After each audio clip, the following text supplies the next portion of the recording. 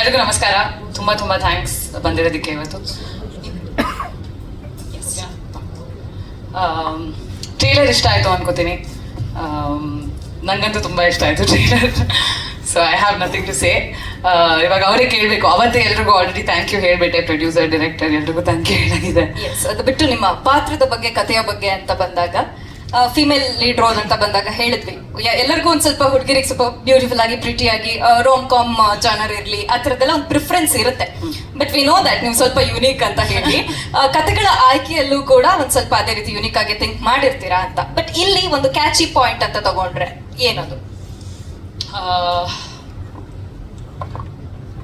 ಇಷ್ಟು ಒಂದು ಚಿಕ್ಕ ಹುಡುಗಿ ಸ್ಕ್ರೀನಲ್ಲಿ 5'3" ಇರೋ ಹುಡುಗಿ ಹೇಗೆ ಇಂಥ ಘಟಾನುಘಟಿಗಳಿಗೆ ಹೊಡಿತಾಳೆ ಅನ್ನೋದೇ ಸ್ಕ್ರೀನಲ್ಲಿ ನನ್ನ ಪ್ರಕಾರ ಒಂದು ಸರ್ಪ್ರೈಸ್ ಎಲಿಮೆಂಟ್. ಅದು ನೋಡೋಕ್ಕೂ ಚೆನ್ನಾಗಿ ಕಾಣಿಸುತ್ತೆ ಅಂತ ನಮ್ಮ ರೈಟರ್, ಡೈರೆಕ್ಟರ್ ಟೀಮ್ ಹೇಳಿದೆ.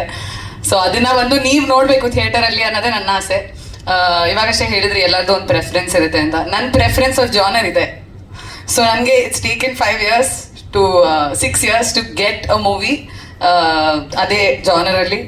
ಆ್ಯಂಡ್ ಚಾಲೆಂಜಿಂಗ್ ಆಗಿರಬೇಕು. ಸಿನಿಮಾ ಮಾಡಬೇಕಂದ್ರೆ ಒಂದು ಚಾಲೆಂಜ್ ಅಂತ ಇರಬೇಕು. ಎಲ್ಲರೂ ಒಂದು ಚಾಲೆಂಜ್ ಫೇಸ್ ಮಾಡಬೇಕು. ನಾನು ಈ ಫಿಲಮಲ್ಲಿ ಒಳ್ಳೆ ಚಾಲೆಂಜ್ ಫೇಸ್ ಮಾಡಿದ್ದೀನಿ. But other than that, shooting ಪ್ರೊಸೆಸ್ಸಲ್ಲಿ ತುಂಬ ಎಂಜಾಯ್ ಮಾಡಿದೆ ನಾನು. ಆ್ಯಸ್ ಅ ಆ್ಯಕ್ಟರ್ಗಿಂತ ಆ್ಯಸ್ ಅ ಪರ್ಸನ್ ತುಂಬ ಎಕ್ಸ್ಪ್ಲೋರ್ ಮಾಡೋಕ್ಕೆ ಸಿಕ್ತು ನನಗೆ. And as an actor I am very very very grateful that I got this opportunity.